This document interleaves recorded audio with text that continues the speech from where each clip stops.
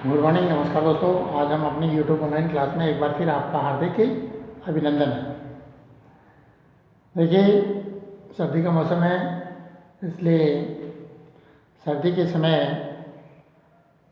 सर्दी के बचाव को करना है, क्योंकि वर्तमान में कोरोना जो महामारी फैल रही है उसमें सर्दी के द्वारा इसकी वृद्धि होती है। इसलिए सर्दी से बचें और अपने अध्ययन को जारी रखें। हमने कल सहपाठी अवलोकन के बारे में बात की थी कि सहपाठी के द्वारा जो अवलोकन किया जाता है उसमें उचित प्रयोग। आज हम बात करेंगे सहपाठियों के अवलोकन करने से क्या लाभ होते हैं और कौन कौन सी हानियाँ होती हैं। एक सहपाठी दूसरे सहपाठी के द्वारा सहपाठी का यदि अवलोकन करता है तो उसके लाभ क्या होते हैं, क्यों उसे अवलोकन करना चाहिए और कौन कौन सी हानियाँ होती हैं जिनके द्वारा वह अवलोकन करने से कमियाँ नज़र रह जाती है। तो आइए हम इसको देखते हैं कि सबसे पहले हम बात करेंगे सहपाठी के अवलोकन के लिए। तो सहपाठी के अवलोकन से अध्यापक के समय की बचत होती है। यदि एक सहपाठी एक दूसरे सहपाठियों का अवलोकन करता है तो अध्यापक को से समय का सदुपयोग होता है और वह नई विधि का प्रयोग करता है और अन्य कार्यों में जो अत्यावश्यक हैं उन कार्यों में अपना समय दे पाता है। और दूसरा है, बचे हुए समय का वो सदुपयोग अध्यापक दूसरे कार्यों में कर लेता है। शिक्षण अभिवृद्धि का बालकों में विकास होता है।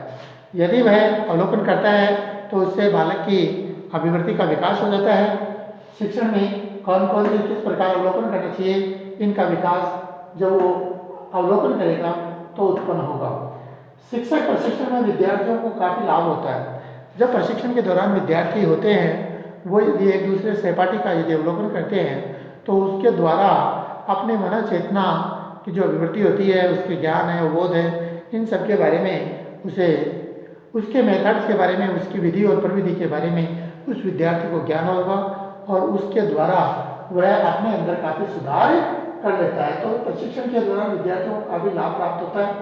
इस विधि द्वारा छात्रों का विभिन्न प्रकार से लाभ होता है। जैसे मान लीजिए कि यदि एक छात्र दूसरे छात्र का अवलोकन करता है तो वह उससे के मेथड्स को, उसकी विधि प्रविधि को, उसके वाणी को, उसके टेकल कक्षा कक्ष नियंत्रण को, इन सबको वो ध्यान में रखते हुए अपना ऑब्जर्वेशन करता है कि अमुक विद्यार्थी या प्रशिक्षणार्थी के द्वारा जो भी कार्य किया जा रहा है वो हमसे बेहतर है या हम कौन सा सुधार करें जिससे इस प्रकार का शिक्षण अध्यापन कार्य है वह सुचारू हो सके।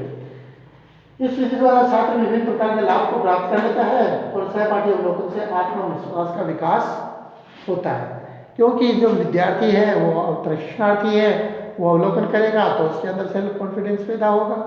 उत्पन्न होने से वह भी अपने कार्यों में ठीक ढंग से अवलोकन करता जाएगा और अध्यापकीय गुणों का विकास होगा और उसकी एक मनोवृत्ति पैदा होगी कि मेरे द्वारा किया गया जो अवलोकन है वो मैं आज एक पूर्ण अध्यापक के रूप में निर्मित होकर के इस अमुक प्रशिक्षणार्थी का या विद्यार्थी का जब मैं अवलोकन कर रहा हूँ तो इसके अंदर जो कमियाँ हैं उन कमियों को मैं बाहर निकाल रहा हूँ। तो जो कमियाँ इन विद्यार्थियों में हैं वो कमियाँ मुझ में ना हो, उन कमियों को दूर करता हुआ वह उसको अवलोकन करता है और अवलोकन करने से अपने अंदर की जो कमियाँ हैं उनको वो दोहराता नहीं है और उसमें अध्यापक के गुण उसमें सृजित हो जाते हैं।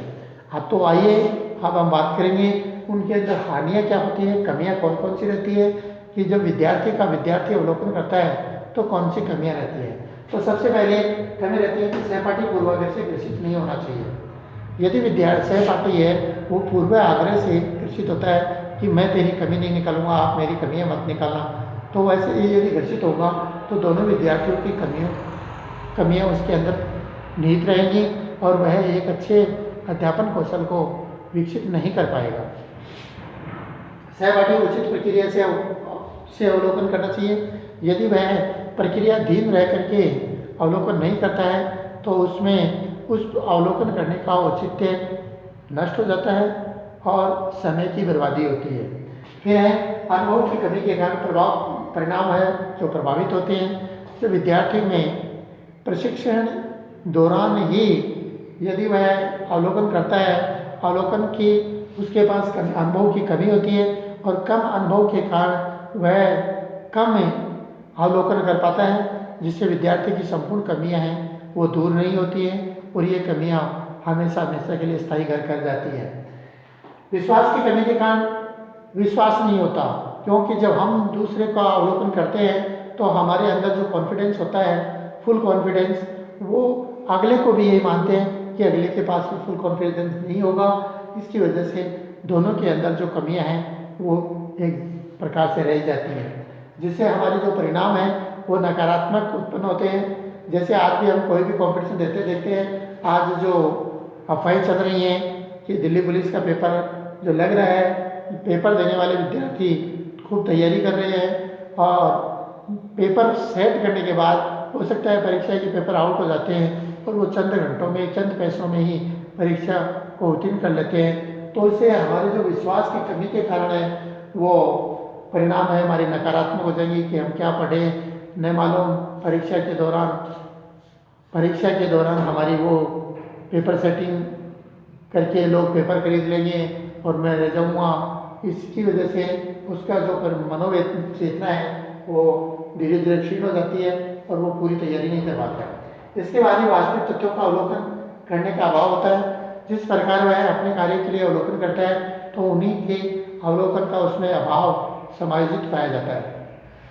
अनुभव की कमी के कारण समय अधिक लगता है। जब एक कम अनुभव वाला व्यक्ति अधिक अनुभव वाले व्यक्ति के सामने अवलोकन करता है तो वो अवलोकन करते समय बहुत सारे समय को लगा देता है, फिर भी वो कमियां पूरी तरह से देख नहीं पाता है, जिसके कारण अधिक समय लगता है और अधिक समय में जब वो कमियां पूरी नहीं निकलती हैं तो खुद का समय नष्ट और दूसरे का समय नष्ट होता है।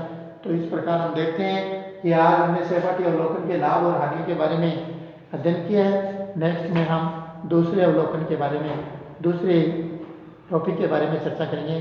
धन्यवाद। जय हिंद, जय भारत।